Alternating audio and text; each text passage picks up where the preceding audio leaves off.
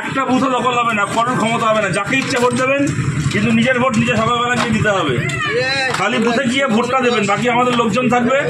কারো ক্ষমতা হবে না একটা বুথ দখল করার, কোনো চিন্তা করবেন না, কাউকে ঘাবড়াতে হবে না। কার ক্ষমতা দেখবো কে নাই, আমরা থাকবো, আমরা আছি, কারো ক্ষমতা হবে না ভোট চেনায়। পঞ্চায়েতে ছিনিয়ে ছিল, অনেক জায়গায় আটকাতে পেরেছি, সব জায়গায় আটকানো যায়নি। এইবার ওই দিদির ইলেকশন কমিশন আর দিদির পুলিশ ভোট করাবে না, এবার ওদের হাতে ভোট নয়, নিশ্চিন্তে ভোট দেবেন, সবাই থাকবো আমরা, কারো ক্ষমতা হবে না একটা ভোট লুট করার, নিজের ভোট নিজে দেবেন। এবার ওই মমতার পুলিশ দিয়ে ভোট হবে না, আমাদের সবাই থাকবে, মনের জোরে যাবেন, যাকে ইচ্ছে ভোট দিন, আমাদেরকে দিন, আমাদের বিরুদ্ধে দিন, যাকে ইচ্ছে ভোট দিন, কিন্তু নিজের ভোট নিজে দেবেন, কারো ক্ষমতা হবে না জোর করে ভোট দেওয়ার। বিধানসভা কেন্দ্রে আঞ্জু বেগমকে হাত চিহ্নে ভোট দিন। মুর্শিদাবাদ লোকসভা কেন্দ্রে আপনার প্রার্থী আমার প্রার্থী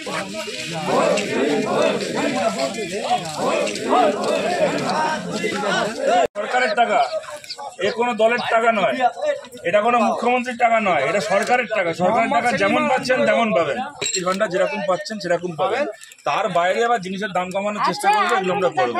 আগে যে 500 টাকা লক্ষ্মী ভান্ডার দেয়নি, আমরা খেতে পাইনি, কন্ট্রোলের রেশন দেয়নি, আমরা খেতে পাইনি, এটাই হ্যাঁ, এখনো লক্ষ্মী ভান্ডার দিবে না, কন্ট্রোলের রেশন দিবে না, আমরা এখনো খেতে পাইনি।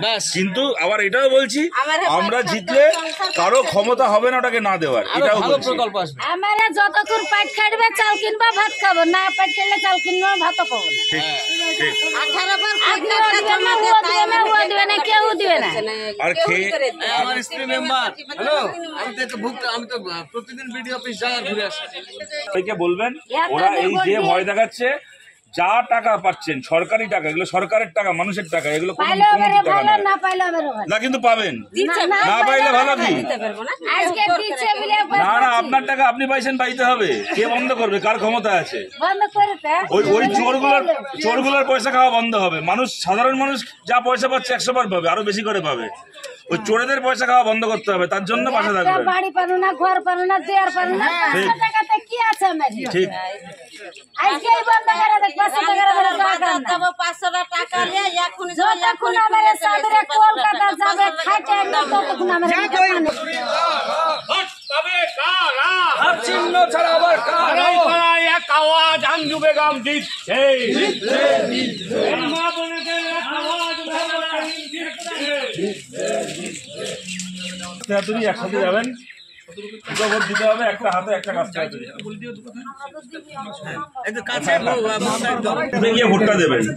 একটা বুথ এবার দখল করতে দেবো না, একটা বুথ দখল হবে না, নিজের ভোট নিজে দিতে হবে, একটা বুথের ক্ষমতা হবে না দখল করার, কোনো কেন্দ্রীয় বাহিনী লাগবে না, আমাদের আমরা আছি, সব আছি, কোনো চিন্তা করবেন না। পঞ্চায়েতে ভোট দিতে পারেননি, লোকসভায় ভোট দিতে হবে, কোনো চিন্তার কিছু নেই। আমি জানি তোমাকে কেন দেখবো না,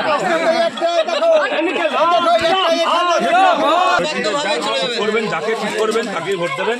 তাহলে আমাদের একটাই কথা বলার, ওরা সরকার থেকে বারবার করে দেখছেন, এখন ভয় দেখানোর চেষ্টা করছে যে ওরা হারলে নাকি লক্ষ্মীর ভান্ডারের বাকি সব বন্ধ হয়ে যাবে, আপনারা ওই নিয়ে কোনো চিন্তা করবেন না।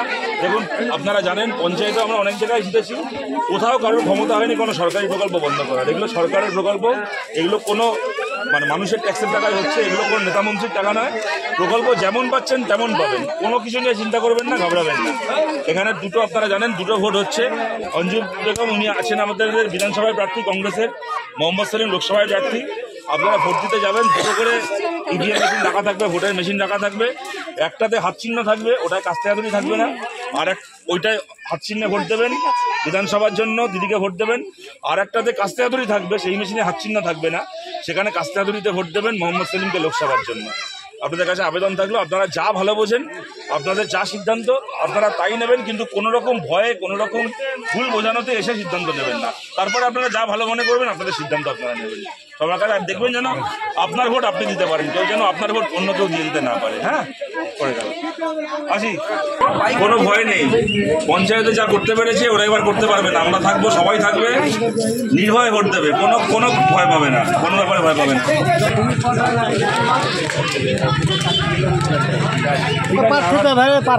অনেক পরেও দেখা হবে। পঞ্চায়েত ওরা যেভাবে ভোট করতে পেরেছিল এবার সেভাবে করতে পারবে না। এটা দিদির পুলিশ দিয়ে ভোট হবে না। হ্যাঁ, এই যে বিধানসভার প্রার্থী আমাদের লোকসভায় মোহাম্মদ সেলিম, ও তো পঞ্চায়েতের হাতে। মিথ্যা কথা বলবো না, এমন নয় যে আমরা লোকসভায় জিতে গেলে বা বিধানসভায় জিতলে বাড়ি করে দিতে পারবো, কিন্তু এইটুকু করতে পারি যদি আমরা জিতি। ওরা এখন যেটা শুরু করেছে সেইটাই ঠিকই, কেন পাচ্ছেন না কেন আপনাদের? আমরা জিতি, ওই আপনার বাড়ি তৈরিতে টাকা দেওয়ার জন্য এখন যেটা হয়েছে, ওই তৃণমূলকে আগে টাকা দিতে হবে, ঘুষ দিতে হবে, তবে ওরা বাড়ি তৈরির লিস্টে নাম তুলবে। এই জুলুমবাজিটা বন্ধ হবে। আপনার বাড়ি পাওয়ার কথা, আমরা লড়াই করে সেটাকে আদায় করে আনতে পারবো। যদি আমরা পঞ্চায়েতে জিততাম, আমরাই করে দিতে পারতাম হাতে করে। পঞ্চায়েতে ওরা জিতেছে, কিন্তু যদি বিধানসভায় লোকসভায় আমরা জিতি, অন্ততপক্ষে ওরা টাকা নিয়ে বাড়ি করে তবে স্যাংশন করবে লোকের, আর নাহলে হবে না। এইটা বন্ধ করতে পারবো আমরা, এই জোটটা আমাদের হবে। আপনারা এটাতে আমাদের পাশে থাকবেন। দুটো করে ভোট থাকবে, হ্যাঁ, দুটো মেশিন রাখা থাকবে, একটা বিধানসভার একটা লোকসভার। বিধানসভায় হাত চিহ্নে, লোকসভায় কাস্তে হাতে আপনারা আশীর্বাদ করবেন আমাদের। সবাই মিলে গিয়ে ভোট দিবেন, আর একটু আশেপাশে বলে সব জন ঠিক করে নেবেন। হ্যাঁ, নিজেরা একসাথে সবাই মিলে গিয়ে ভোট দেবেন। কাস্তে হাতুড়ি মোহাম্মদ সেলিম, দুজন প্রার্থী, দুজনের জন্যই আপনাদের সমর্থন থাকতে হবে।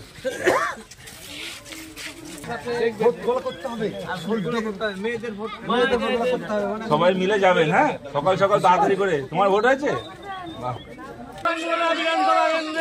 আঞ্জু বেগমকে হাত চিহ্নে ভোট দিন।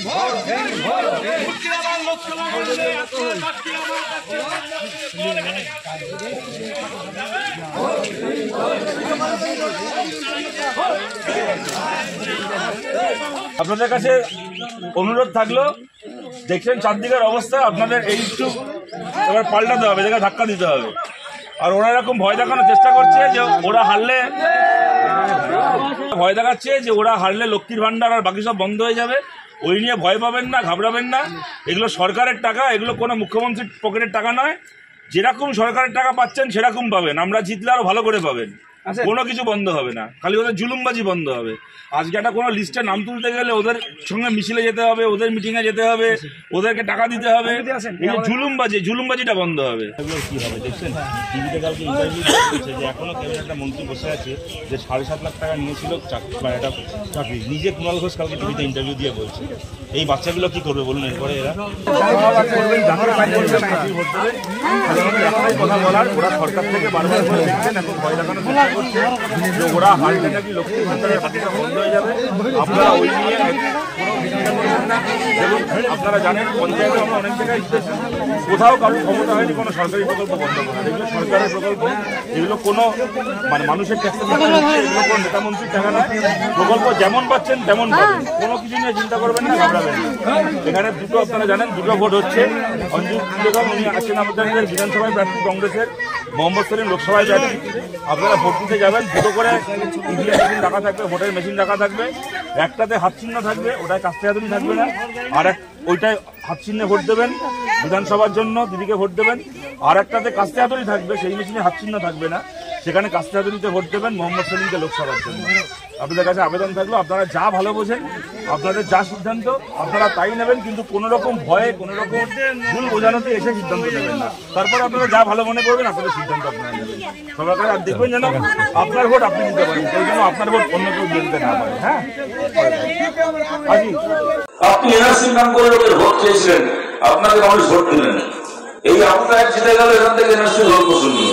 খলিলুর রহমান জঙ্গিপুর থেকে জিতে গেল এনআরসি সিএ এর গল্প শুনিয়ে। তারপরে কি হলো, যখন এনআরসি সিএ যখন পার্লামেন্টে পেশ করা হচ্ছে, অনিল চৌধুরীকে বহরমপুরে মানুষ জিতিয়েছিলেন। যখন সিএ পাস করা হচ্ছিল, অনিল চৌধুরী পার্লামেন্টে দাঁড়িয়ে সিএ এর বিরোধিতা করছিলেন। আর সেই সময় মুর্শিদাবাদের মানুষ আবু তাহেরকে পাঠিয়েছিল, জঙ্গিপুরের মানুষ খলিলুর রহমানকে পাঠিয়েছিল। পার্লামেন্টে যখন এনআরসি সিএ পাস করানো হচ্ছে, তখন আবু তাহের আর খলিলুর রহমান তখন বাড়িতে বসে টিভিতে আঙুল খেতে খেতে, আপেল খেতে খেতে দেখছিল কিরকম ভাবে মোদী পার্লামেন্টে সিএ পাস করাচ্ছে। আপনারা বলুন, আপনারা এই জন্য ভোট দিয়েছিলেন, মানুষ এই জন্য আমাদের ভোট দিয়েছিল। যেদিন সিএটা পাস হবে, খালিলুর রহমান বিড়ি শ্রমিকদের টাকা মারলে